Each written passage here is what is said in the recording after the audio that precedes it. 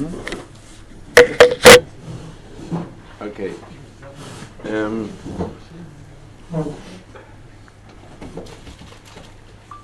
So good morning, everybody. So I'd like to dedicate this year to all the Chayalim, Tzuim, and the Horim Shkulim, and also a memory to a very, very good friend of mine. Some of the English guys might know of him. His name was Ramot Chai. He was a rabbi in South Africa. We were very, very friendly with him, and it's his yahrzeit this week. And I'd like to dedicate the shir L'ilui Nishmato. So this is the last year on Ezra. And this week I'd like to take another revolution which Ezra Hasofer created. Okay, we've spoken about the revolutions of Limud Torah, the historical background of what he went through and why he did all these things. We haven't dealt with the impact which he created regarding assimilation which took place in his time. And if we'd carry on giving a whole lot of shurim on Ezra Hasofer, we'd speak about that also. I don't want to speak, I want to carry on in Mitz Hashem. The next shir will be on the next revolutionary, Rabbi Yochanan ben Zakkai. But I want to finish off with Ezra Hasofer, because Ezra Hasofer created a third revolution. And his third revolution is his name, Hasofer. Okay, why is he called Hasofer? The source of it is in Sefer Ezra himself. Okay, and let's look in what's written. Okay, in Perek Zayin of Sefer Ezra, it's spoken about there the history of the Jewish people, the first Aliyah to Eretz Yisrael, which is done by Zerubbabel and King Cyrus, Koresh. And then, 7 years later, we have another letter which is sent. Another letter of permission, another Balfour Declaration in inverted commas, which takes place again. And it's written in Sefer Ezra, Perek Zayin, Pasuk Yud Aleph, V'zeh Parshegen Hanishtavan. Parshegen, anybody knows the word? In the Megillat Esther, Parshegen Aktav. Okay, this is the letter, a declaration. A declaration, Nishtavan is a letter. Parshegen. Parshegen. V'zeh Parshegen Hanishtavan, Asher Anatan HaMelech Artaxasta, Le'ezra HaKohen HaSofer. Sofer divrei mitzvot Hashem v'chukav al Yisrael. Line number 5. Yeah, top of the page. Yeah, we begin at the beginning. Yeah. V'zeh parshegen hanishtavan. Asher natan hamelech Artaxasta le'ezra HaKohen. Okay, he is a direct descendant of Aaron HaKohen. And then he's also called Hasofer, the Sofer. And not only that is he called Sofer, now comes a description. Sofer divrei mitzvot Hashem v'chukav al Yisrael. Now, the Yerushalmi delves into this sentence. Why is it written twice, the word Sofer? Amar Ravacha, or Rabbi Eliezer, k'tiv la'aron HaKohen HaSofer. מה תלמוד לומר סופר? אלא כשם שהיה סופר בדברי תורה, כך היה סופר בדברי חכמים. Ezra, the first thing he did was, he begins to check the letters of the Torah. Okay? We will go into this, what he does. And the second thing which he does was, he goes into understanding and developing Torah shebi al peh. Sofer divrei mitzvot Hashem. Counting the mitzvot of Hashem v'chukav and his statutes al Yisrael. We have Torah shebichtav, the words, and we have the content. Two different concepts. There's words and there's content. The words are the words. They are the substance. Okay, you have a piece of wood. You create from the wood the table. The chomer, the substance, is wood. Now you create from it. And one of the biggest problems which we have in a Sefer Torah is the fact that we don't have punctuation. We don't have vowels. Vowels and punctuation. And therefore we don't know how to read. Unless we're taught by somebody how to read the Torah. But when anybody opens up a Torah, it's meaningless to him. It's a system of letters, words, and then what? How do we read them? So the first thing Ezra Hasofer needs to do is in actual fact to deal with this. Now, so Ezra Hasofer goes to Eretz Israel, and Chazal come and tell us in Masechet Sukkah, שבתחילה כשנשתכחה תורה מישראל, עלה עזרא מבבל ויסדה. Ezra comes from Bavel, and he comes to Eretz Israel, and begins, and we spoke about it, the revolution of Torah, the revolution of learning. Because Torah in Eretz Israel, as we learnt, had been forgotten. And what happens? What does he do? לפיכך נקראו ראשונים סופרים, שהיו סופרים כל האותיות שבתורה. They begin to count the letters. In who? בקי בחסרות ויתרות. Because they knew what each word had to be. Let's give ourselves an example. Vayomer. Okay, how do you spell it? Vav Yud. What about the Vav? Vayomer. Not there. It's not there. Correct? It's not there. And therefore it could be Vaye'amer. Okay? Vayomar. How do you... Let's give ourselves another question, guys. How do you spell the Totafot? What?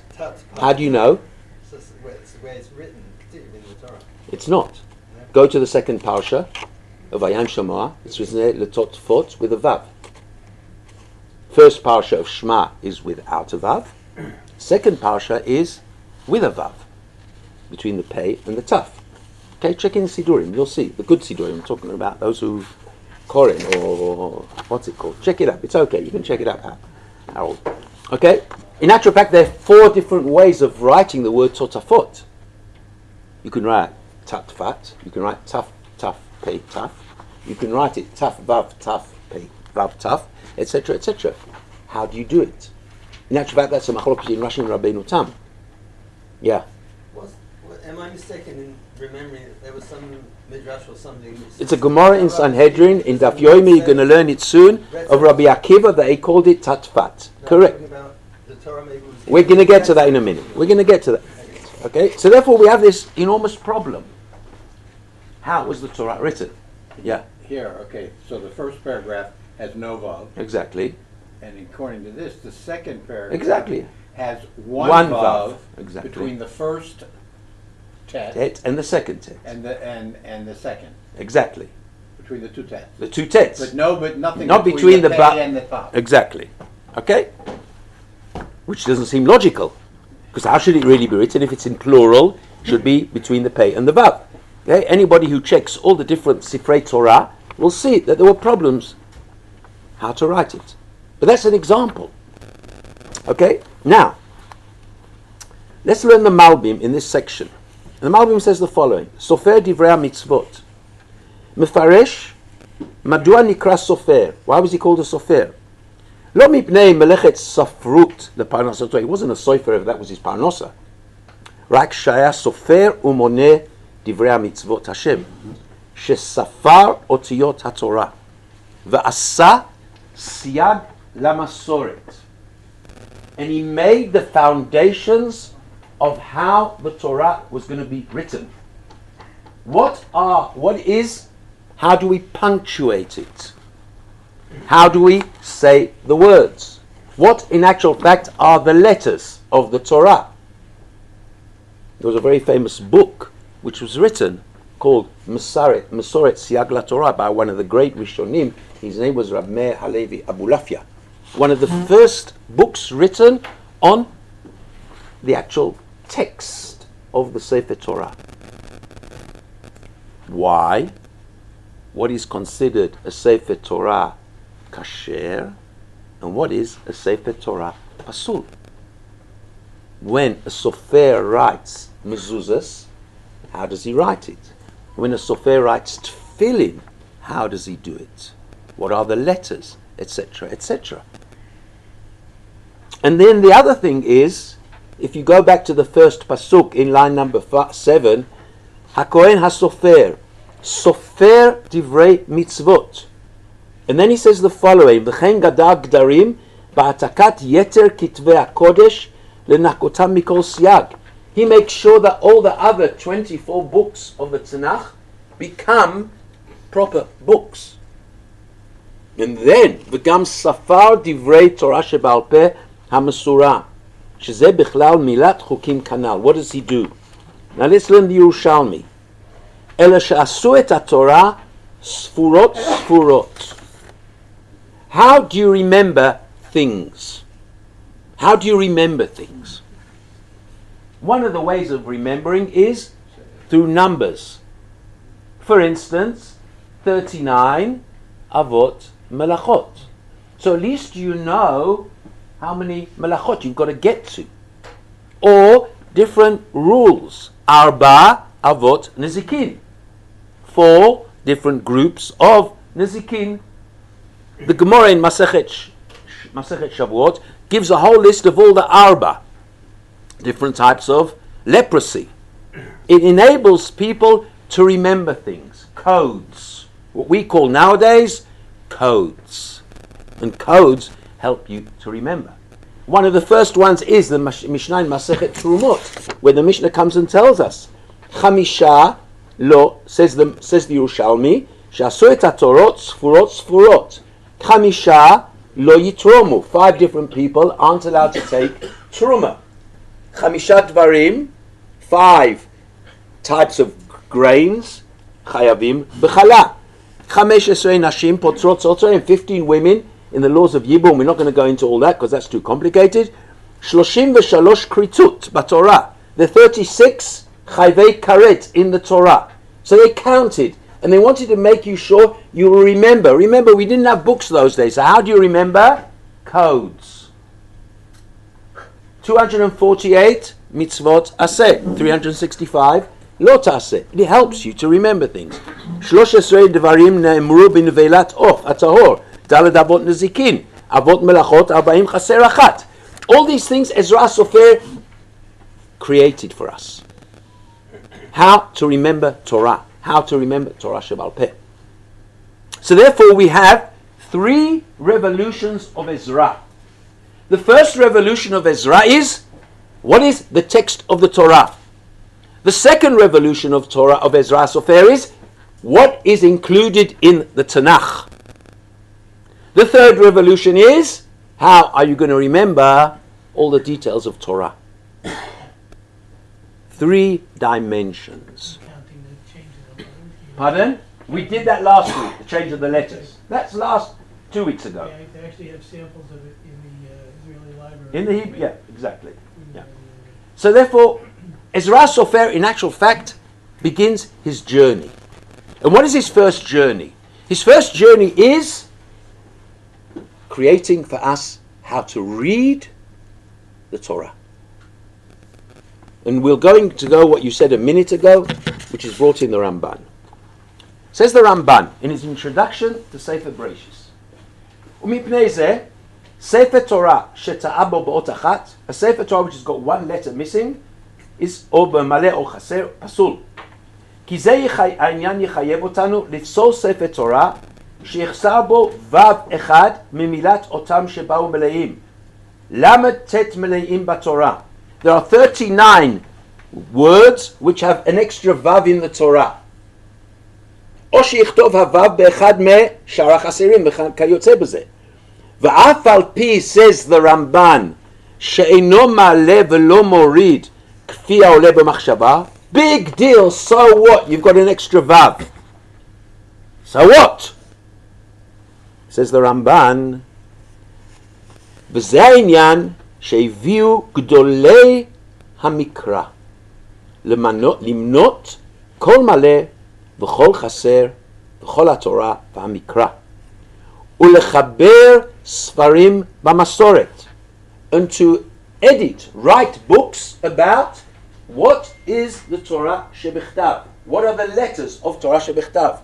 עד עזרא הסופר הנביא, שנשתדל בזה כמו שדרשו מפסוק. His whole life, or part of his life, was what is the true version of the Torah. Now think to yourselves, how many Sifrei Torah existed? Okay, now I'm going to give you an example, okay, which is quite an amazing example.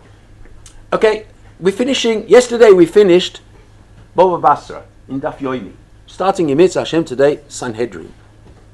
The last perek of Baba Basra speaks about the laws of how you write a document, a shtar. You want to lend money, what is going to be the official document. You want to sell something, what is the official document. Half a perek speaks about that. And then you've got 3 pages, and somebody came and asked me this week, he says, I really don't understand. We had 3 pages where we speak about what happens if part of the document was rubbed out. What do we do with it? Okay? How do you correct it? What do you add to it? How do you add to it? Etc., etc. He says, 3 pages we learnt about this. He says, I really don't understand. So I said to him the following example. Do you think they went to Kravitz and bought a packet of 500 pages and you just put it in the printer and this and the other? What did they have then? Did they have paper? No, they didn't have paper. What did they have? Parchment. They didn't have anything else. Pious. Pardon? The pious. How much was that? What did it need to make these things?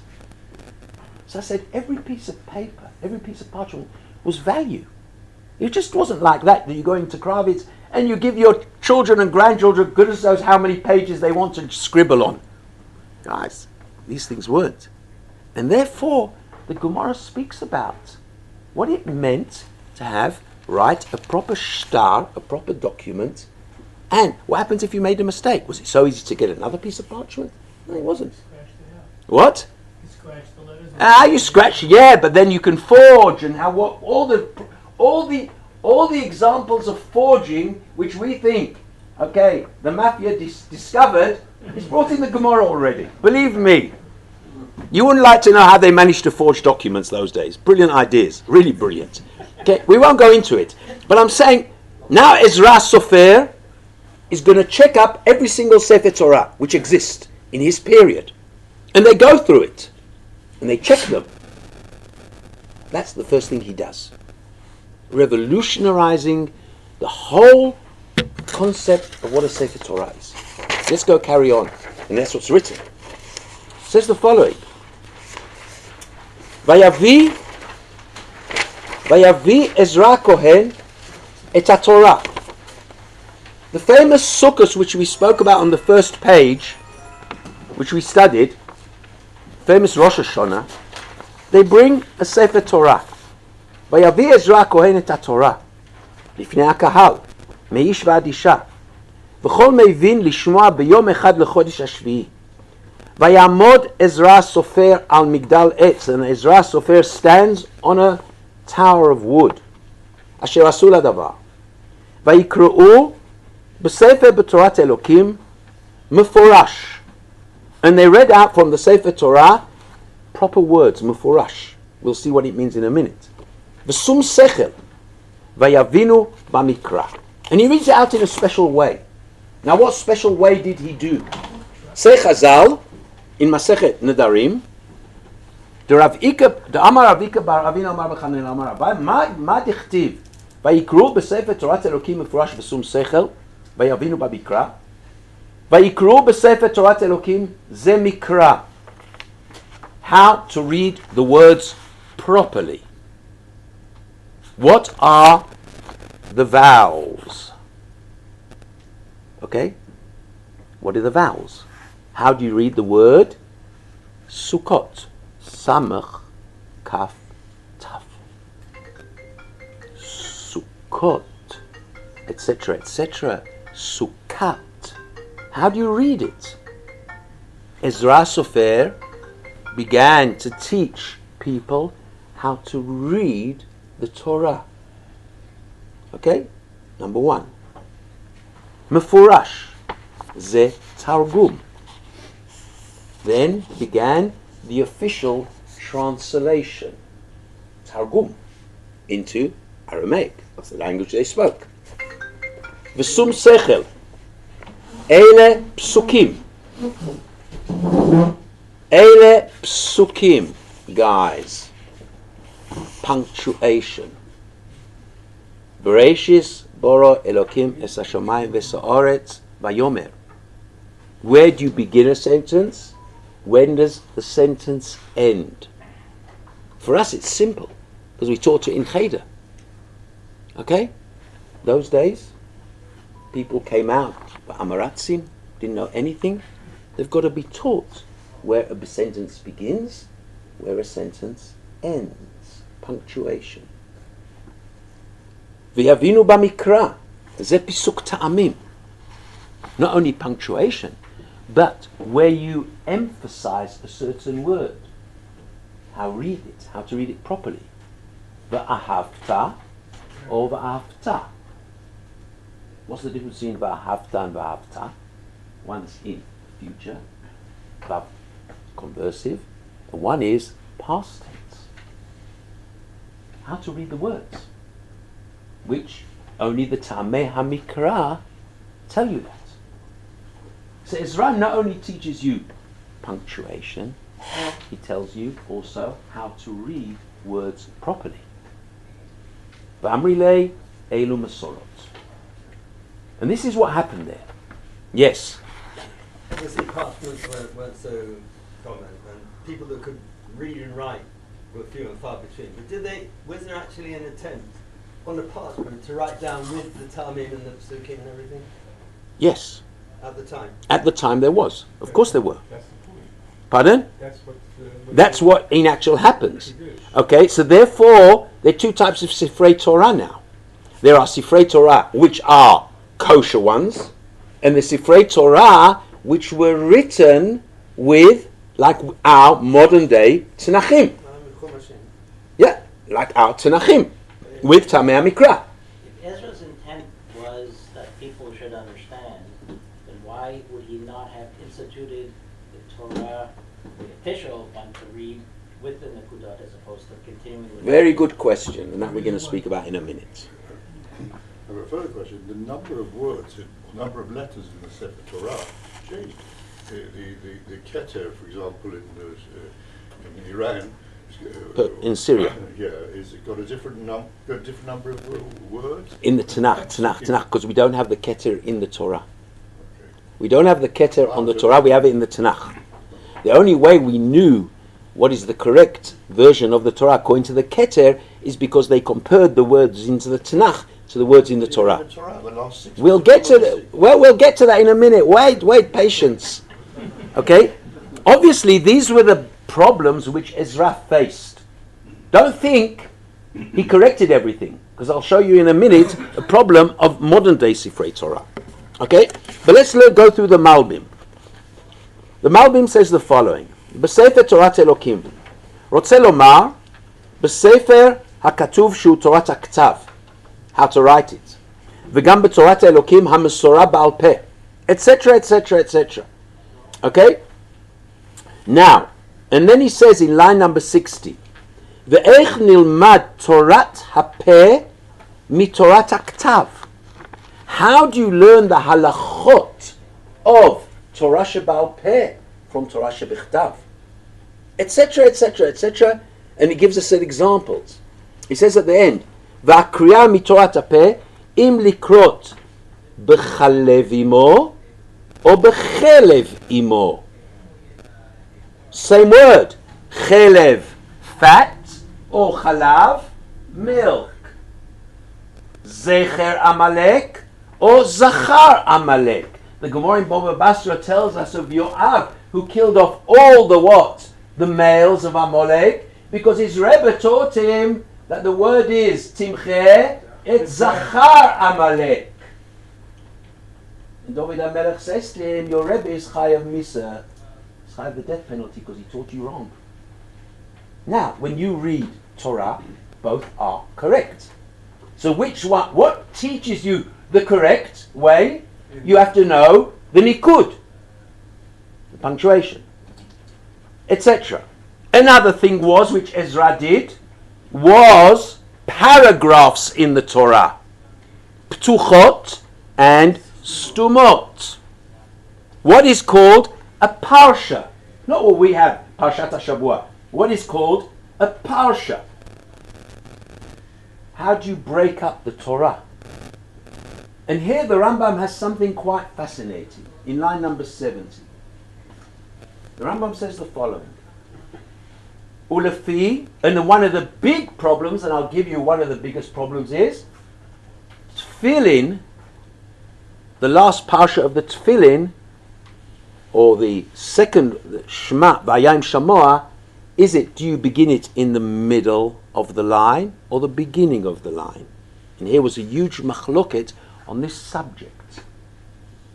Is Vayayim Shamoah a stuma, which means to say it begins in the middle of a paragraph, or was it an open paragraph? Okay, and there's a huge machloket about that. And the Rambam says the following. Ulefi shira'iti shibush gadol, huge mistakes. B'chol asfarim shira'iti bidvarim eile, v'chein ba'alei ha'mesorot shekotvim u'mechabrim lodia ha'ptuchot v'astumot, and all the people who are experts in the Mesorah argued about certain parshiot, whether it's a parsha ptucha or parsha stuma. Nechleku bidvarim eile, v'machloket asurim somchin lehem. Ra'iti lichtov, the Rambam says, I decided to write down kol asfarim, kol parshiot HaTorah, hastumot v'aptuchot. Which one is called a stuma? Which one is called a ptucha? V'tsurat hashirot. How you write? Oz yoshir. How you write? Very good. Ha'azinu. Kedei letaken alehem kol asfarim ulagia mehem. In order that we should know which are the correct Sifrei Torah. Now the Rambam says, V'sefer shesamachnu alav. What was my source? V'sefer shesamachnu alav bidvrei meile, hu hasefer hayadua b'mitzrayim. This is the Sefer Torah which is known in Egypt. Shu kolel arba ve'esrim b'sfarim shaya b'Yushalayim. A Sefer Torah and a Tanakh, not a Sefer Torah, a Tanakh, written on parchment, which had all the Sifrei Tanakh. And this Sefer, which is in Mitzrayim, originally was in Yerushalayim. It's now in Egypt. Mikama shanim lagia mimenu asfarim, va'alav ayu akol somchim, lefi shehigio ben Asher. There was a famous scribe called Ben Asher. Now we won't go into the whole history of what we call the Tveriani Nikud, how the punctuation of the Torah was done. It was two great scribes. One was called Ben Asher, one was called Ben Naphtali. And it's a huge machloket. Okay?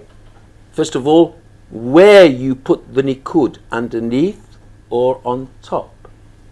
If anybody looks, for instance, in this Tanakh, I don't know whether it's in this one, no, it's not in certain versions of the Tanakh of Koren, you see they took photographs of a Tanakh which is a manuscript where the Tanakh, the Nikud is on the top.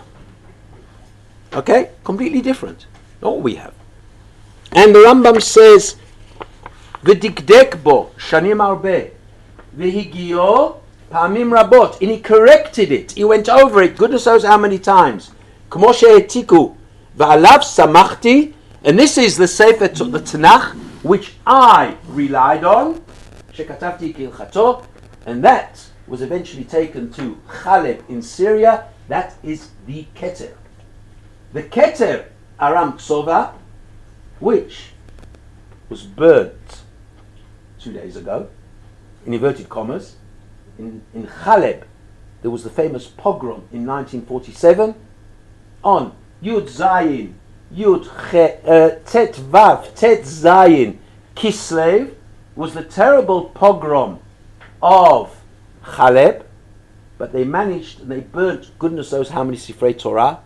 After the United Nations announced on the the establishment of the State of Israel, there was a terrible pogrom in Chaleb. They managed to hide the Keter before that, but some of it was damaged, and that was brought into Yerushalayim. Okay, 1957. There's a fascinating film about it. 57. What? I think, what year? 57, I think. Something like that. Where was it, Michael? 57, right. My Mechutza knows all these things. I'm not telling him anything new. Right, so I'm saying, and this was the Sefer Torah of the Rambam. This was his Tanakh. And anybody who opens up Perek Chet will see a list in this Ilchot Sefer Torah of the Rambam of every Parsha Ptucha and every Parsha Stuma, and how you write Oz Yoshir, and how you write Ha'azinu. Okay, the Rambam was worried about this, because this is part and parcel. Now, comes to your question. That is the first thing Ezra Hasofer does. What does he do? He makes sure that every Sefer Torah is 100%. Okay? That's number one. Now comes the next question. Why isn't a Sefer Torah with Nikud and Tamei Mikra? Says Rabbeinu B'chai, it's based on a Ramban this, but we're going to go into it. Says Rabbeinu B'chai, one of the great commentators on the Torah. Okay, he was 2 generations after the Ramban. He lived in Saragossa in Spain. He wrote a fascinating perush on the Torah. Okay, he says the following: "V'lamadnu mikan," and we learn from here, "Kama gadol koach haTorah, shenidreshet lekama ta'amim." They can be explained in multiple fashions. Ad she'afilu teiva achat, one word, mitpareshet lekama inyanim lefi anikud, according to the punctuation, changes meaning. Uvitnoneh hanikud, and if you change the punctuation, what happens? The meaning changes. Ki ha'otiyot, remember this statement, everybody. Ki ha'otiyot hein haguf v'anikud hu hanefesh. What does that mean? The letters are the body, and the nikud, the punctuation, is the soul. Okay? The Hebrew word has multiple explanations. Multiple. There's a fascinating article of Rabbi Sachs, and there he speaks about English has its vowels. Hebrew doesn't have vowels. What makes up the content, the explanation of the word? The content. When you read a book without vowels, okay, what creates the explanation of each word? Each word is not stand by itself, because each word has multiple explanations. What creates the explanation of the word? The content of the sentence. Context. The context of the sentence, yeah. And says Rabbeinu B'chai, that is actually why the Torah didn't want to give us nikud. It wanted to leave us multiple concepts in one word. Okay? That it could be explained in many different ways. What Chazal say, Shiv'im panim la Torah. 70 different ways of understanding. Because the words of HaKadosh Baruch Hu are multiple. Multiple facets. And the minute you create one method of explaining the word, you actually minimize and not maximize the concepts. And therefore, what is it? Human beings, we've all got the same skeleton. We all have 5 fingers. What differentiates between us is the neshama, is the nefesh, which HaKadosh Baruch Hu has given each one of us. And the neshama and the nefesh which HaKadosh Baruch Hu given us is what? Creates our intellect, emotions, etc., etc. But we all have the same skeleton. And exactly what the Torah, that's exactly the parable which Rabbeinu Bechai gives us. What does Rabbeinu Bechai give us? The letters are the body, but the nikud is the neshama. Right. So that's what Ezra tells us. V'yadua, line number 83. Ki ein laguf tnu'a bilti hanefesh. There's no such thing as the body moving without the soul. Uvit nonea hanefesh. And once the soul moves, yinoea aguf l'chol panim l'chol tzad. Ken hanukuda ba'otiyot. B'ishtanut anikud, changing the nikud, will what? Yishtaneh ha'inyan. Ulekach haya ha'inyan mukhrach b'sefer Torah. She'e bilti menukad. כדי שתתפרש התורה לכמה פנים מבלתי כוונת הפסוק. Each word has its own explanation within the context of the sentence. ומכאן יתבהר לך כוח השם הגדול ביותר, כי ישתנו עניינו לפי השתנות נקודו. ואהבת את השם אלוקיך has got what? Has got 2 explanations. Past, future. V'ahavta means I loved or you shall love. What changes here? The meaning is not even the nikud. Is what? Where the emphasis is on which part of the word. Is it mil'el or is it milra? Is it v'ahavta or v'ahavta? And that's why if a Baal Kohen reads it wrongly, you tell him he's made a mistake. And we don't keep the mitzvah of Kriyat Shema if we don't read it correctly. Because what is the meaning of the sentence? That you loved or you shall love? You shall love. And therefore what is it? V'ahavta, not v'ahavta. This is the essence of what Ezra Hasofer taught the Jewish people. Now let's go back to the Pasuk. Line number 44.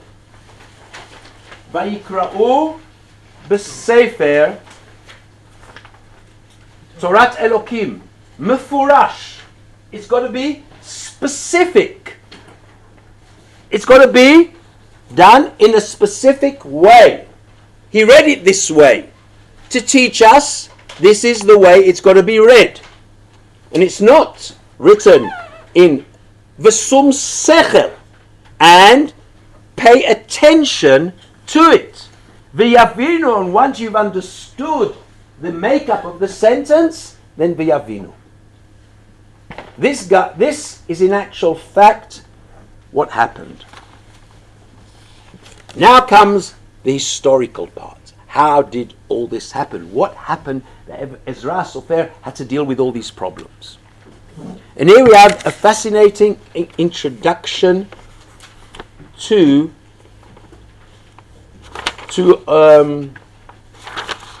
of Abrabanel, Don Yitzchak Abrabanel, in his introduction to Sefer Yirmiyahu. How this all happened.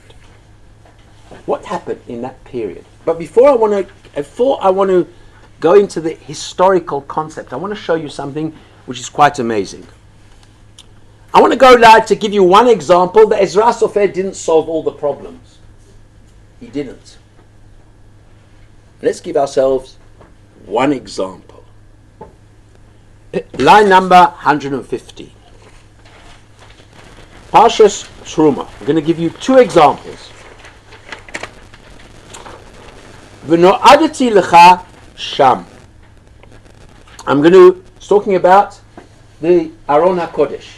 And HaKodesh Baruch Hu says to Moshe Rabbeinu, V'no'adati lecha sham. This is going to be a meeting place. V'dibarti itcha me'al hakaporet mibein shnei hakrovim asher al Aron ha'edut et kol asher atzaveh otcha al bnei Israel. All that which I will command you to the Jewish people. Look at Rashi. Ve'et kol asher atzaveh otcha el bnei Israel. Harei vav zu Yetera utfela. This is an extra vav. Rashi, line number 120. Rashi has a different Sefer Torah to our Sifrei Torah. In our Sefer Torah it's written Et kol asher atzaveh otcha. In Rashi's Sefer Torah it was written Ve'et. Okay? One example. Rashi's Sefer Torah. What's wrong, Harold? You look surprised. No, I'm just trying to... Line number yeah, 100. I see it. Ve'et kol asher tzaveh otcha. Rashi himself says, Harei vav zu yetera utfela. This is an extra vav. What do you mean it's an extra vav? It's never there. No. In Rashi's Sefer Torah, he had a vav there. Okay? I'm going to give you another example. Vayhi b'yom kalot. Minutes Hashem, we're going to read it on Hanukkah. Vayhi b'yom kalot Moshe lakim et hamishkan. The day when Moshe Rabbeinu will finish putting up the Mishkan. Please learn Rashi. Vayhi b'yom kalot Moshe kalat ktiv. Without a vav. Yom hakalat hakamat hamishkan haya Yisrael kechala. It was like a kala hanichneset l'chuppah. Is this a Torah that he acquired or that he wrote himself? No, the Sifrei Torah of Rashi in northern France were written like that. By whom? All of them. Whoever Rashi's Sifrei Torah were written by. So they did. So if Ezra wrote the original, We don't know now. Think to yourselves, historically, what happens? but we're basing both since Rashi, since not Rashi, Uh, since Ezra. Ezra tried fixing up all the Sifrei Torah. But Did he fix up all the Sifrei Torah in Babylon? Did he fix up all the Sefer Torah in Persia? But since this is all his letters, He fixed up what he could fix up. but the original Sifrei Torah with the old lettering. No, he changed the lettering.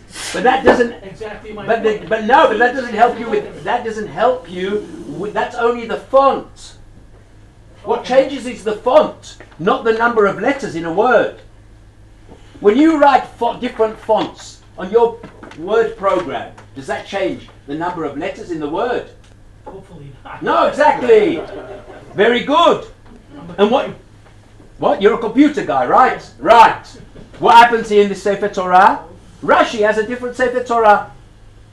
At the end of Mikraot Gdolot, there's a whole book written by somebody called Rabbi Yeshayahu Nortzi. He wrote a book called Minchat Shai. Minchat Shai, if you open up Mikraot Gdolot, not Torah Chaim, but proper Mikraot Gdolot, I think, let's just check here. We've got it here.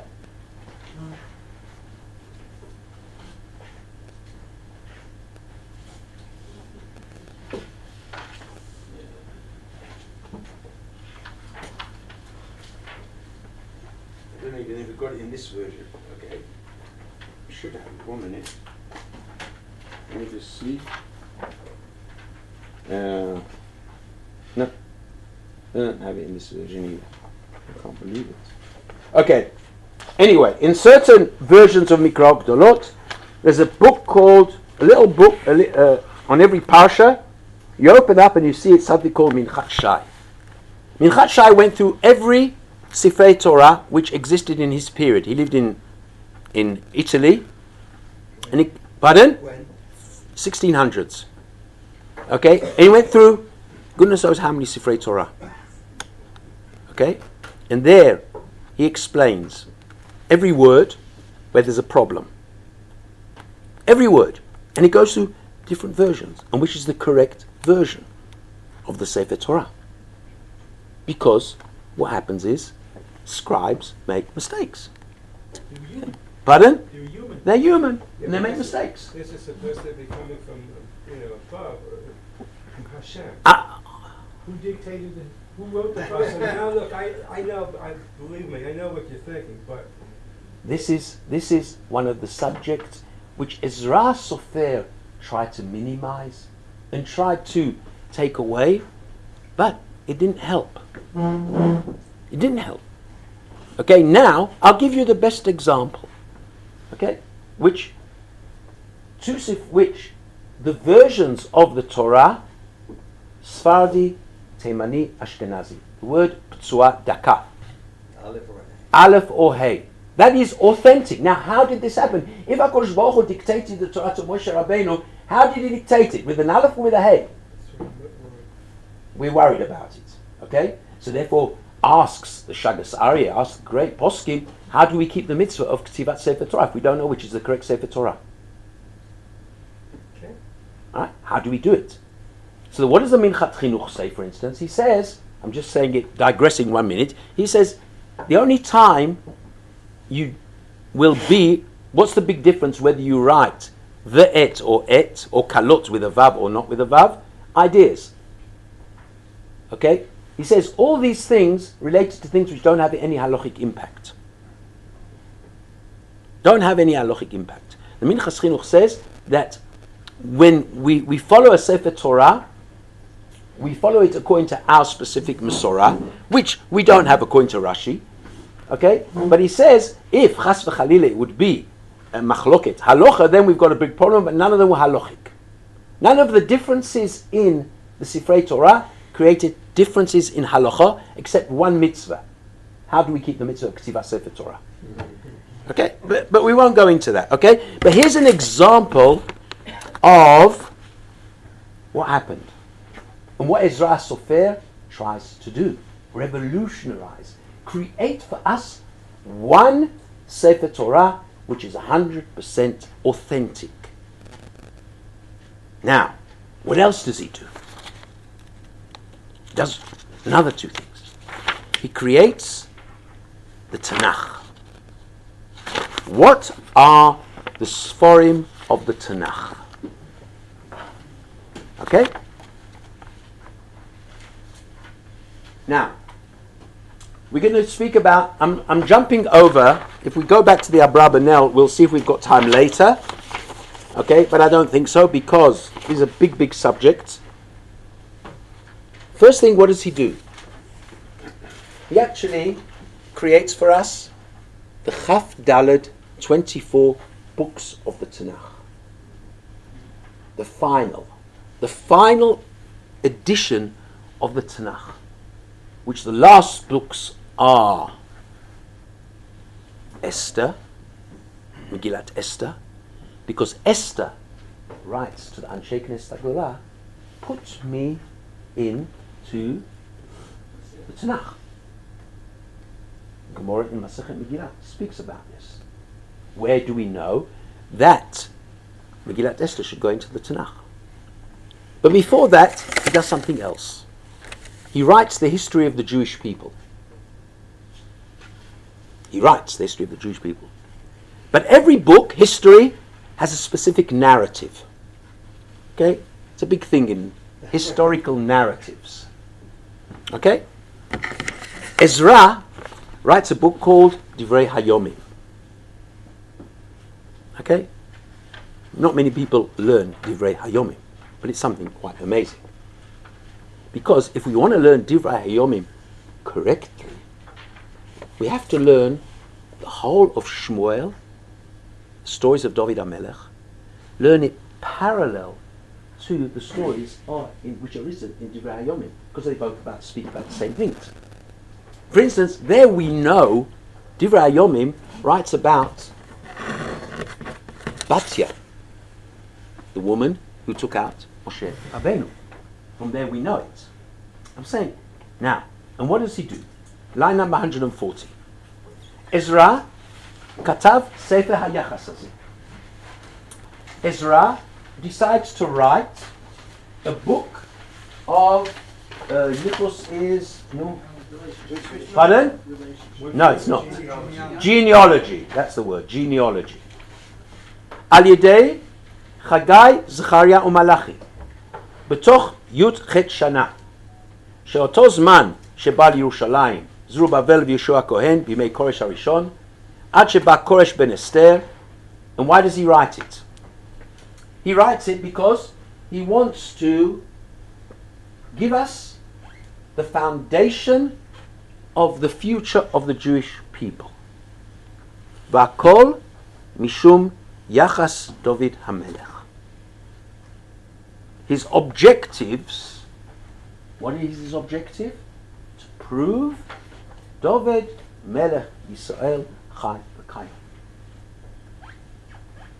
Okay, it's Semach David Avdecha Me'era Tatzmiach. He's the only name mentioned in the whole of Shmona Esrei. Twice he is mentioned. V'chisei David Me'era, v'chisei David. Huh? V'chisei David Avdecha, or v'chisei David Me'era, what's it called? Me'era Tachin, and it's Semach David Avdecha. He's the only name mentioned. Who creates that? Ezra Hasofer. Shabbat they mention Moshe. Pardon? Shabbat they mention Moshe. Shabbos, because of you. But I'm saying every single day we mention David HaMelech. Pardon? Besides the Ovos. Okay, but it's not. That's past. The Ovos are past. This is the future. And Ezra Sofer creates for us this yearning for David HaMelech, and he writes the whole of Divrei HaYomim because of this reason. והכל משום יחס דוד המלך והלוויים לשוערים ולשומרים ולמשוררים איך העמידן דוד על מעמדם והכהנים למשמרותם, and to the establishment of the Beis HaMikdash. Two things, Beis HaMikdash and Malchus Beis David. Now, Ezra Sofer has a big problem. Just one. He has a big problem. Where does he get the history from? Okay? Now, one of the great... Pardon? Now, one of the great Gdoilim, at the time of the Vilna Gaon, I mentioned his name a minute ago, was the Shagas Aryeh. Rabbi Aryeh Lev of Metz. He lived in 1695 and he died in 1785. One of the greatest Gdoilim in his period. Okay? They say about him, the only one who the Vilna Gaon was scared of was the Shagas Aryeh. Okay? Shagas Aryeh was... And he writes a Perush on Masechet Yomah, called the Gvuros Ari. And he says the following. What does this mean? V'yesh lomar, de'ezra ha'etik divrei hayomim mikama sfarim shematza. Ezra Sofer had different manuscripts of the history which took place amongst the Jewish people. Because we find there's certain contradictions between Sefer Melachim and Sefer Divrei HaYomim.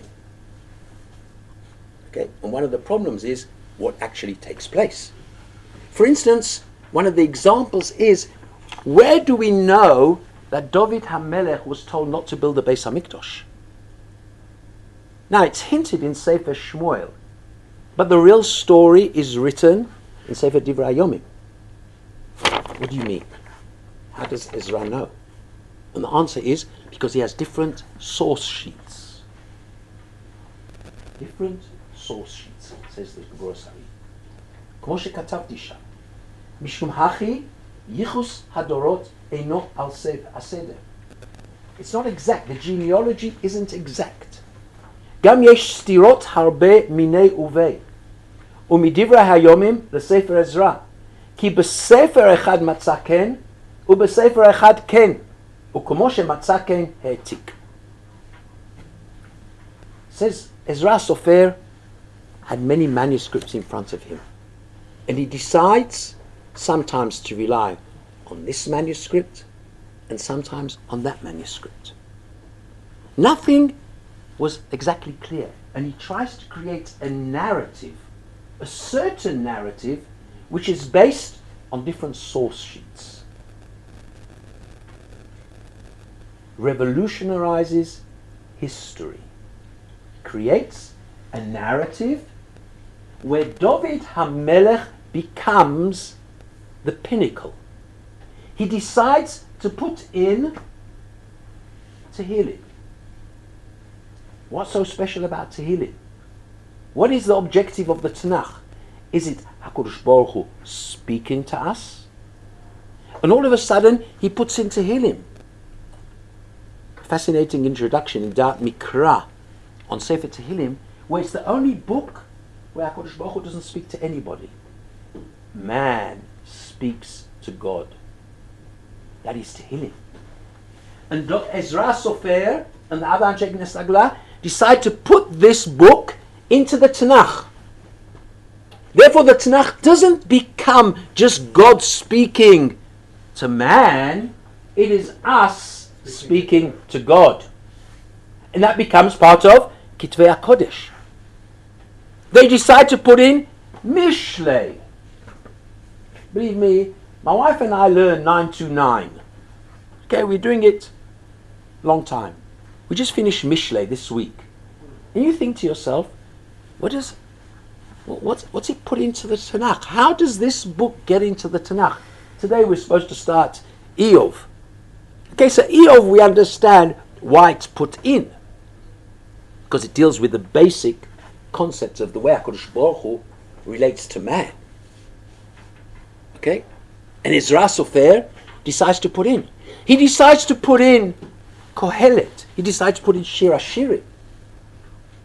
Okay? And let's read Masechtot. It says the following, Masechtot Ktanot. Barishona hayu omrim, Mishlei Shir Hashirim v'Kohelet gnuzim hayu. In actual fact, they were hidden. Nobody wanted to relate to them. Mishlei, Kohelet, and Shir Hashirim. All the three books which Shlomo HaMelech writes, there was a huge debate about it, whether to put them in the Tanakh or not. Why? Because again, what is the Tanakh? What are the objectives of the Tanakh? Ve'einam min haktuvim, ve'amdu ve'ganzu otam. They hid them. They didn't want to have anything to do with it. Shlomo HaMelech, in the eyes of the generations afterwards until Ezra, wasn't somebody who they wanted to look up to. He wasn't the person who exemplified Jewish people. Ezra Sofer puts the stamp down and says, every one of us is like Shlomo HaMelech. Complex personality. We are all like that. Every single human being is multiple facets to him. And Anshe Knesset Agdola want to put in the Sfarim of Shlomo HaMelech to teach us who we are. So Sefer Tehillim speaks how we approach HaKadosh Baruch Hu, and Shir Hashirim, Mishlei, Kohelet speak about us as human beings. And Eov speaks about how HaKadosh Baruch Hu relates to us. Providence and free choice. And here we have these conceptual ideas which Ezra Sofer actually does. He first of all creates for us Torah shebichtav. He creates for us how to remember Torah shebal peh. He creates for us how to read, how to punctuate, how to learn and read and understand Torah shebichtav. Not only what the letters are, the skeleton of the Torah is, but also the neshama of the Torah. He then creates for us all the things which HaKadosh Baruch Hu spoke to human beings. He then creates for us how man speaks to HaKadosh Baruch Hu, to heal him. And then he finalizes it, his own historical period, how we came back to Eretz Yisrael, and finalizes it by Sefer Mishlei Kohelet Shir Hashirim. And why does he put in Megillat Ruth? Because David HaMelech. Again, David HaMelech becomes the central personality in the eyes of Ezra. And henceforth, he was put in all the tefillot. And that are the revolutions of Ezra Hasofer. Have a happy Hanukkah. Regarding that, is it a myth? Thomas given the Retzef. The Ramban brings it in. It's brought in the Zohar. The Ramban brings it in his introduction to the. Who separated them into words? Pardon, HaKadosh Baruch Hu. When he dictates the Torah to Moshe, he separates the words.